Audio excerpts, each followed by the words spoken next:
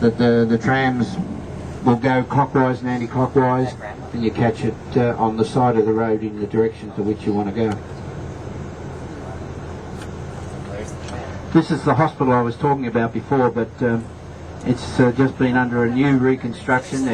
They're transferring another hospital from just up the road, half a kilometre up the road, which is the Royal Women's Hospital, where most little Melbournians are born. It's a maternity-based hospital, and it's a major hospital in the IVF program throughout the world, and it's just been relocated down on part of the footprint of this old Royal Melbourne Hospital.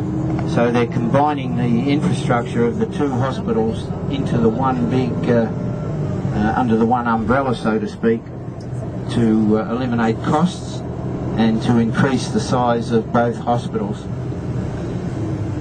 Melbourne University starts here on the other side of the road, and these hospitals here are sort of teaching units for students, medical students that are training for their medical degree in Melbourne Hospital.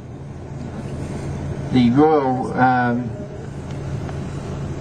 Women's Hospital is now being transformed into a new dental hospital, which was on the right hand side of the road. This obsolete or derelict building just beside us on the right is going to be either demolished or rebuilt as some other situation. I'm not quite sure what they're going to do with it, but it's moved into the old facility of the Royal Women's, and the Women's Hospital will come down here. Melbourne University here, I was telling some of the students that last year it was in a world survey of approximately the top 200 universities in the world. Melbourne University come in at number 19, I think its listing was. Wow. Okay, come in at 14, yeah. 14? No, but it did come in about 19, so it's a very well-known and very prestigious university. It was our first one in Melbourne. We have, I think it's 6 universities in Melbourne now, and our largest university with the largest student population is Monash. They've all got large student populations, and as I was saying, we have a very large, right throughout Australia, most of our universities have very large intakes of Asian students from all different parts of Asia who come out and they do their degrees out here and then go home or whatever, and they pay full tertiary fees here. And there's been a very big building boom here of student accommodation. So a lot of old developments here have been remodelled into student accommodation, and full of Asian and other type of students. So a lot of investors have invested heavily in these projects and are getting good returns for their invested dollars by having a continual rental to Asian students. Some of the very early buildings of Melbourne University, which started around about the 1856 or 1854.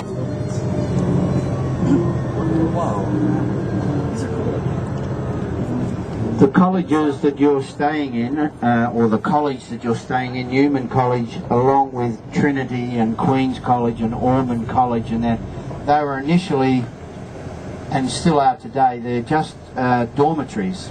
They're not colleges, they're not teaching units, they don't have any studies there. The only things that may take place in those colleges may be some tutorials. If there's a professor of law or medicine or whatever connected to one of those colleges, he can do tutorials there, and students can come and sit in on those tutorials.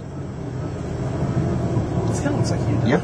This is the major one that you students, this tram stop here, is the trams that go straight down into the centre of the city, the central business district, right through the whole dead centre of the city and all of the big department stores, or it'll go down to where the Yarra River is and the social part of Melbourne, Federation Square, South Bank, and the magnificent Botanic Gardens and all of the beautiful garden space down there, and the sporting precincts. These, you catch a tram on the, not this one because it's going in the opposite direction, it's going towards the same direction as we are, but the ones on the other side, you would catch a tram on the other side of these safety zones. But just ask any of the attendants or the drivers, poke your head in and say, hey, can you take me here, or which tram will I get, and they'll give you some information on which tram to get on and off. But if you walk, Newman College is just beyond the end of the last tram up in front of us. It's just another 100 yards up from there. So if you walk down here, you can buy a ticket on the tram, or you'll be given... Oh yeah, you're going to have daily passes which you keep for the day. You just...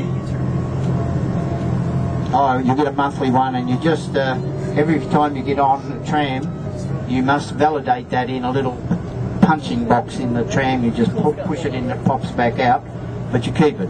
Don't lose it, because then you haven't got a ticket and you have to pay. But that's as far as you have to walk. This is Newman College here, built by an American too. This was built by Walter Burley Griffin, who was a Chicago-born architect.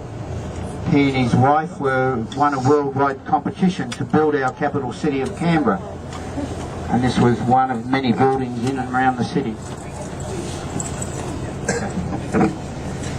Enjoy your time here, and when we're unloading the luggage, I'll be putting the luggage on the pavement, so if we can have some guys that can move it back over onto the pavement.